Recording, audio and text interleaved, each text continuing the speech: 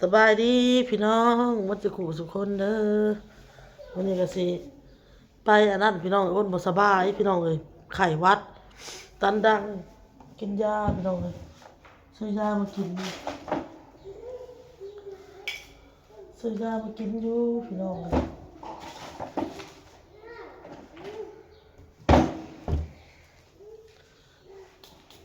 อาบน้ำอาบในนุ่งเครื่องแต่งตัวสิไปนั่นเด้อพี่น้องเด้อไปเลือกตั้งพี่น้องเอ้ยแม่จี้ก็ไปพี่น้องหรือว่าให้อ้นมาก่อนบ่ให้เราบ่มีผัวนะเด็กน้อยพี่น้อง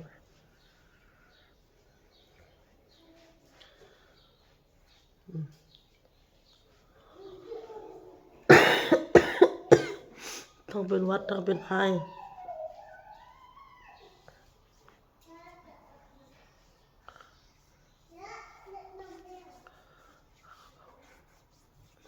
เขาเต้ก็หยุดงาน1 มื้อหรือว่าหยุดมันมื้อบ่อ้นก็บ่เข้าใจอ้นก็บ่ฮู้เพราะว่ามันมีอ้ายของเรานี่แหละครอบครัวคือกับเพิ่นนี่แหละเราไปเฮ็ดงานอยู่ไทยลูกพี่ลูกน้องเขานี่แหละเลยอยากให้บ่เต้นั่นไปป้อนแทนอ้นบ่ฮู้ว่าป้อนได้บ่ป้อนแทนกันได้บ่นะเคยเอื้อยเพิ่นแบบมาป้อนแทนบ่เอ้ยเพิ่นโทรหาเมื่อคืนนี่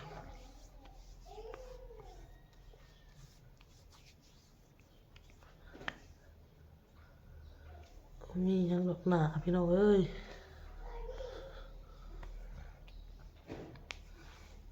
ครีมอันนี้พี่น้องโอนทานะนี่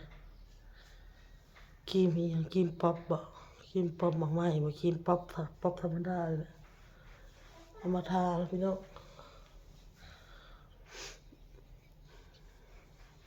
บ่หน้าบ่แลบ่มองอะ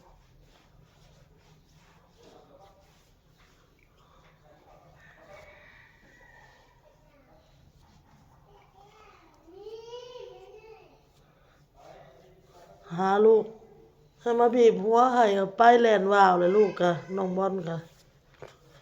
เจ็บหัวบ่สบาย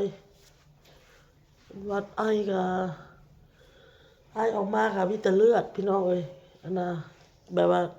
พี่กระเทอแก้มเลือดออกมาแบบมันเจ็บคอนะคอมันบาดอักเสบมันเลยเจ็บ Sudah apa? Sudah, sudah. Baik, lo sudah apa? ใส่เป็นพดนุ่งเครื่องเปลี่ยนเครื่องไปBaik, baik.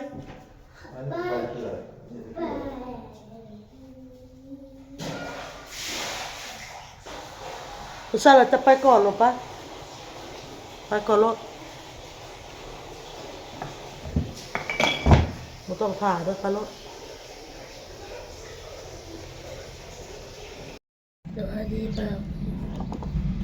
สบายดีพี่น้องกินข้าวไม่มีอย่างเดียว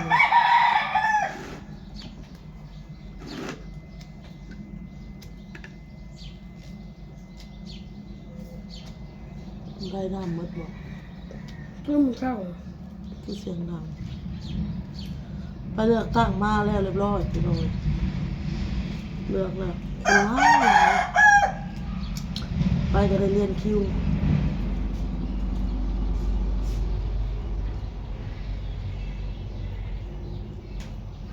บ่สบายเลย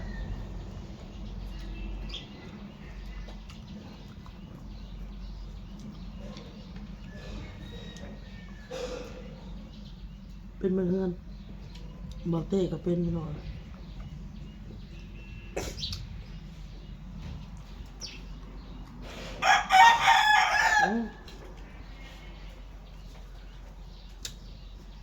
กินข้าวหรอจะกินยา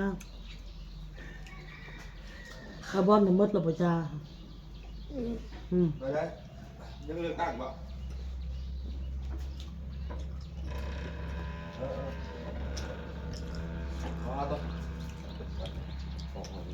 Oke, oke.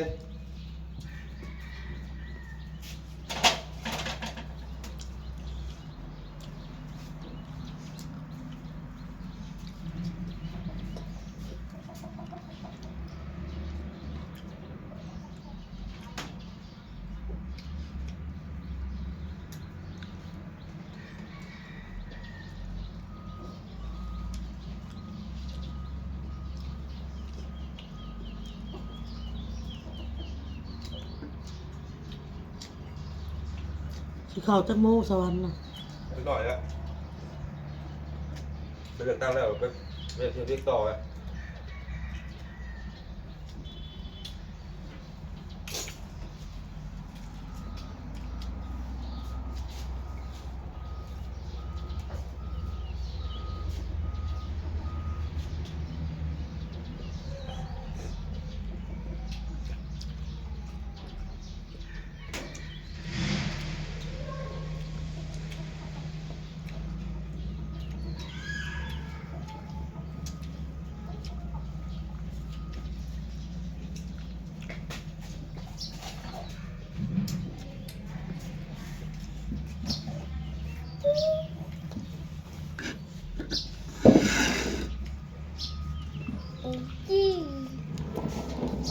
กินแล้วหนึ่ง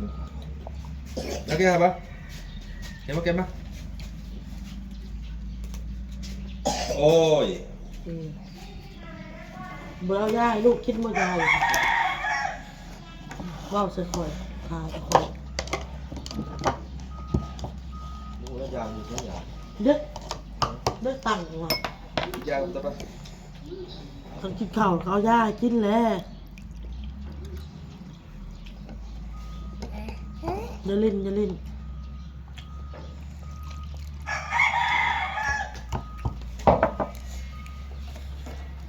ซื้อหมีมาต้มไฟเอามีอยู่นะไปกินสดร้อนๆเลย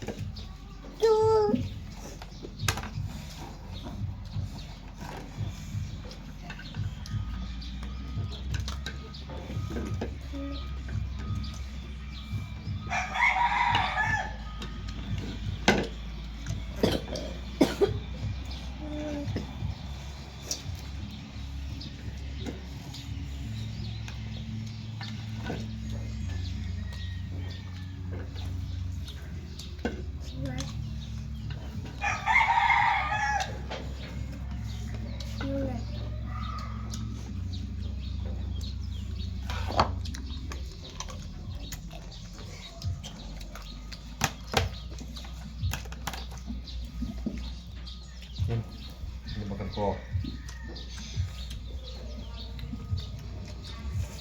จะเป็นหน่วยคนนี้โตแค่เปลือกกิน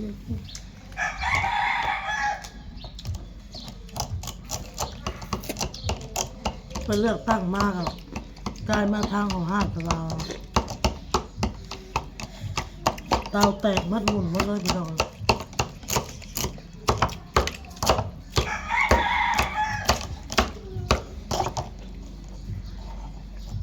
จะสิแม่นี่ยังเห็ดเตาเขาแม่ เต้าอย่าง หัว หัวบ่ หัวต้มหัวมันเป็นหัวอ่ะ เต้าอย่างเลย กองนี้ เตาเขาคล้ายเครื่องอยู่นอกได้สักหมุนมาเลย มาเบื่อง่วงมันง่วงเดียว หัวจากนั้นหัวเห็นมันก็ต้มตกลงเตาค่ะอันมันตกลงอยู่หลุมแต่ว่า เอาตังค์ เตาตั้ง เด็กน้องเลยเหตุว่าฉัน คนคน ทำไมไปพลาด หมุนกล้องเอาหย่อนไปเทิงอยู่เต้าแล้วตั้งอยู่หลุมเตา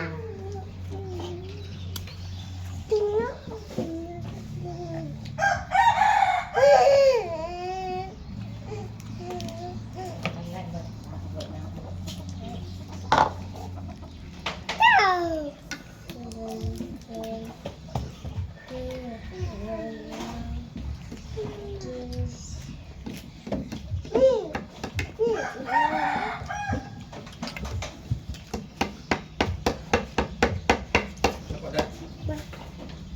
เขาอยู่เนาะ เอา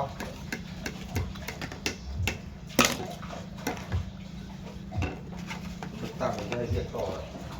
เอา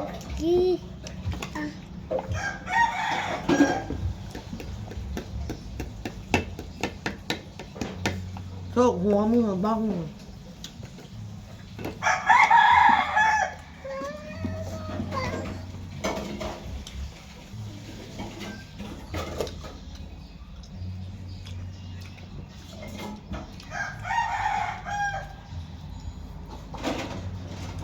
กินแล้วยาค่ะฮะกินแล้วบอก นี่ เฮ้ยเอาไห้มากิน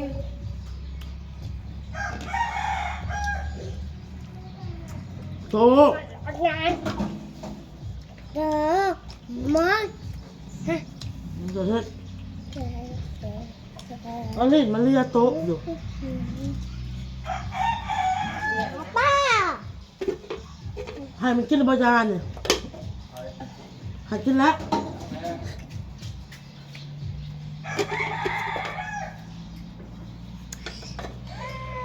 ว่า เฮ้ยน้ำต้มน้ำหม้อไปให้ความเด้อบัดนั้นเด้อ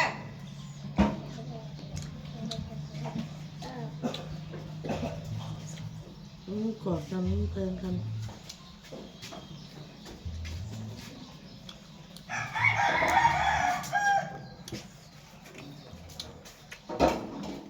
น้ำต้มยิง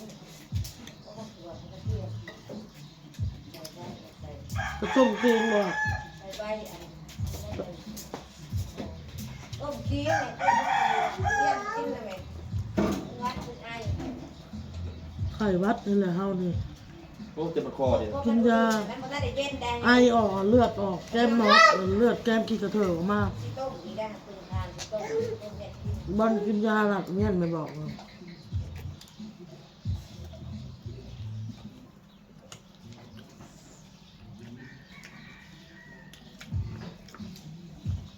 ดูดู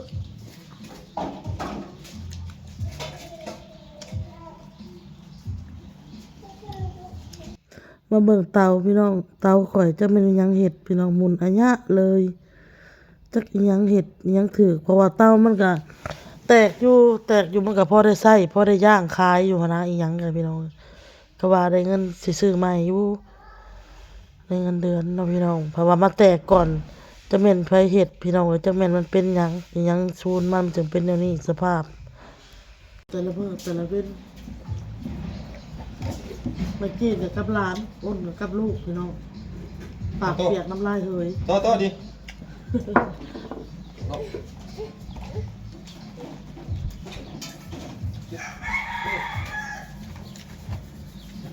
มันคงเป็นเวรกรรมนั่นน่ะ บอกให้ลูกกินยาใส่ผ้ามันบ่เคยกินหย กิน ก ได้มันกินบาเติบไป หยกใส่ผ้าเทใส่ผ้า อ๋อมันกินลายแล้ว หยกเป็นขวดเลย นั่นนะเดี๋ยวนะ จับเสื้อ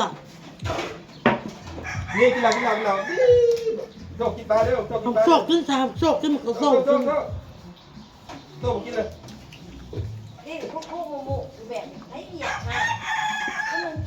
คนหนึ่งกี้กันติดกันอย่างเงี้ย เรื่องให้เด้อพี่น้องเด้อ มาท่อมาหายคอย ระดับหนึ่งกับผ้าหรือ3คนนี่มันเท่าโชครองลงมาแล้วมันเท่าออโต้ออโต้ก็ไปพูดอย่างสำคัญ ตีไปขาดนะให้ อันนี้ จะระดับหนึ่งเลย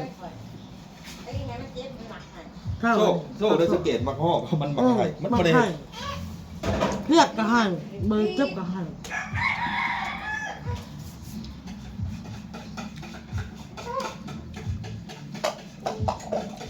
เอาไปในโอ้อะไรว่าเป็นอะไร อืม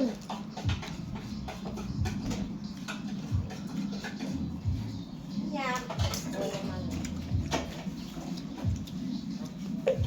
ให้หมอจัดการหมอโตเมื่อวานน่ะเขาตัดออกหลายๆน่ะ ตัดเอาละ อ๋อคือมันตัดเอ้าได้แล้วพี่น้องเอ้ยคลิปหนึงอ่ะ